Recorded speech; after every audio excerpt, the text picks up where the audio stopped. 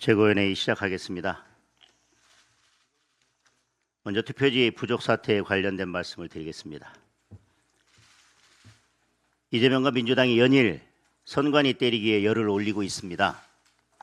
그런데 지금의 무소불위 선관위를 만든 장본인이 누굽니까? 선관위 비판하면 징역 10년, 법안까지 받는 게 민주당입니다.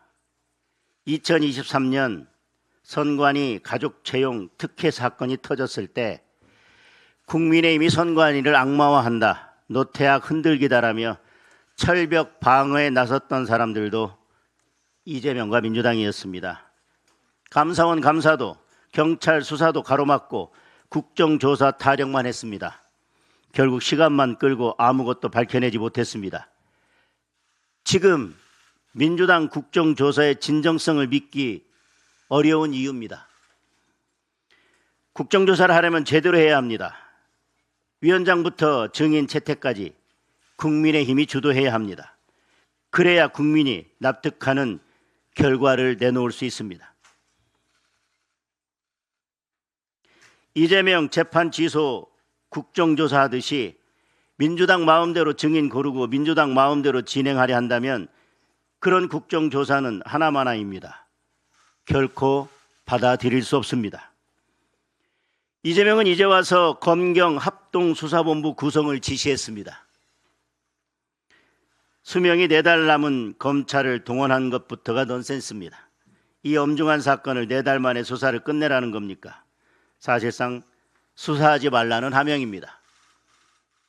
국정조사를 앞두고 서둘러서 검경 합동수사본부를 출범시킨 것은 국정조사에서 수사 중인 사안이 답변하기 곤란합니다 라고 하는 변명거리를 만드는 것밖에는 안 될 것입니다. 올해 초 경찰은 선관위 서버 보안 점검을 했다는 이유로 국정원을 압수수색하고 직원들을 입건한 바 있습니다. 선관위 실드 치겠다고 안보기관까지 덮치는 경찰을 믿으라는 말입니까? 결국 이재명 합수본은 선관위 면죄부형 합수본입니다. 그리고 국정조사를 무력화하고 특검을 피하기 위한 꼼수입니다. 이미 이것에 대해서는 검경 합동수사본부를 이야기하는 순간 대통령의 수사 가이드라인이 내려간 거나 마찬가지입니다. 특검으로 갈 수밖에 없습니다. 민주당, 조국당이 추천하는 이재명 하명 특검이 아니라 국민의힘이 추천하는 제대로 된 국민특검에게 맡겨야 합니다. 민주당이 그동안 해왔던 방식대로라면 지금 이런 주장이 충분히 합리적인 주장입니다. 툭하면 특검하고 결국 하고 싶은 특검 다 했던 민주당이 이번에 특검을 거부할 이유는 전혀 없을 것입니다. 선관위가 독립된 기관이라 관여하지 않는다고 그렇게 거듭 말해왔으니 특검을 거부할 이유가 더더욱 없습니다. 이재명이 늘 주장해왔던 대로 이번에 특검을 거부하는 자가 있다면 그 자가 공범입니다. 다시 말씀드리지만 국민의 요구는 재선거입니다. 투표용지를 당일 이송한 투표구만 67곳에 달합니다. 22곳에서 실제 투표 지연 사태가 벌어졌습니다. 서울, 인천, 부산, 울산, 경남 등 대부분 국민의힘 우세 지역입니다. 박빙의 승부에서 얼마든지 결과가 뒤바뀔 수 있었습니다. 광역단체장의 문제만 아닙니다. 기초의원, 광역의원, 기초단체장 그리고 기초비례, 광역비례 모두가 문제되는 사건입니다. 몇 명의 참정권이 침해됐는지 헤아릴 수도 없고 그로 인해서 어느 선거에서 어떤 결과가 뒤바뀌었는지 아무도 알 수 없습니다.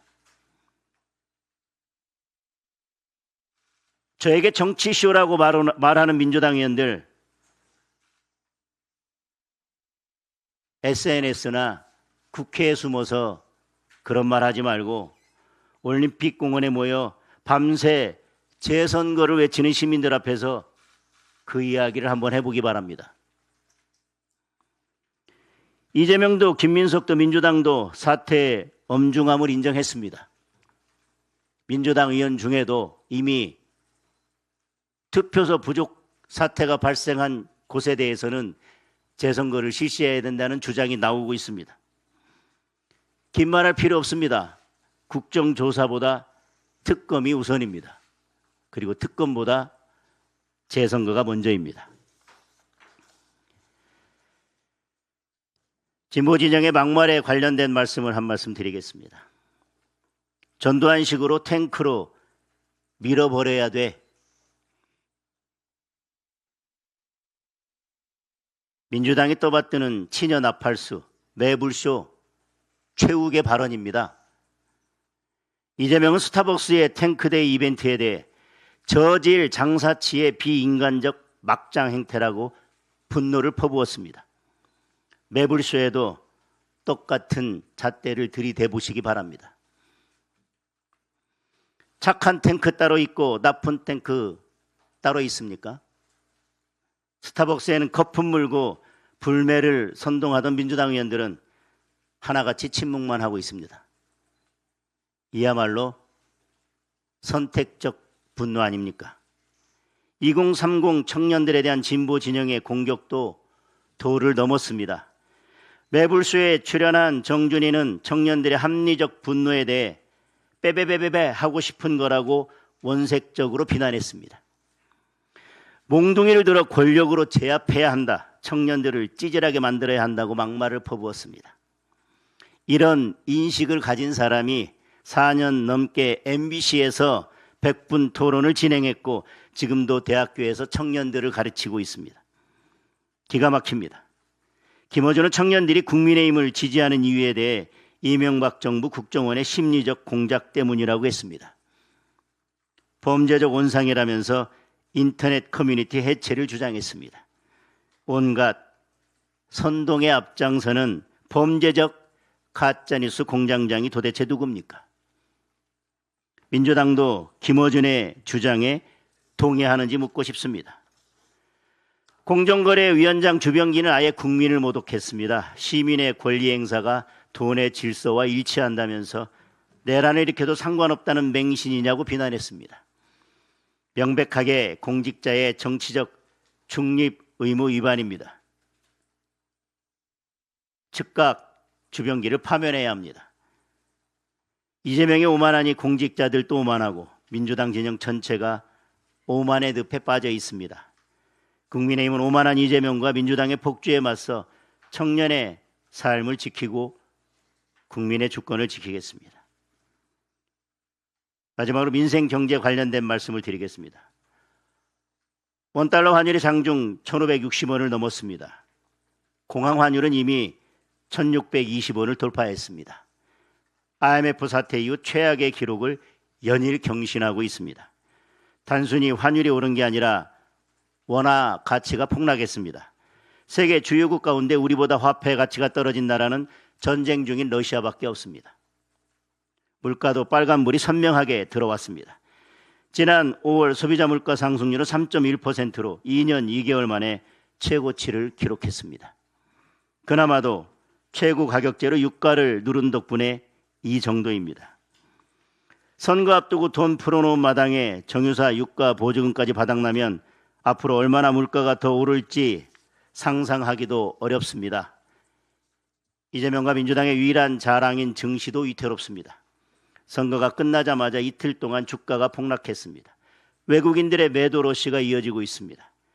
피투에 나선 청년들과 국민들의 피해를 우려할 수밖에 없습니다. 선택은 본인의 몫이라고 발을 뺄 겁니까?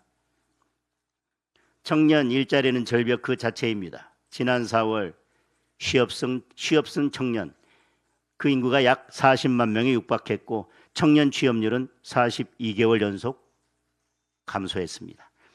총체적 민생 위기입니다. 그런데 이재명은 아무것도 고치려 하지 않습니다.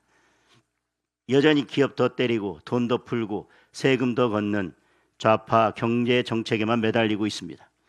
오히려 이재명식 기본경제에 시동을 걸고 있습니다. 최근 기본소득 기초설계를 시작했다고 합니다. 국민 한 사람당 월 10만 원만 나눠줘도 1년에 62조가 필요합니다. 결국 일하는 사람 세금 더 걷어서 이재명 마음대로 뿌리겠다는 겁니다. 지금 시급한 일은 기본 경제가 아닙니다.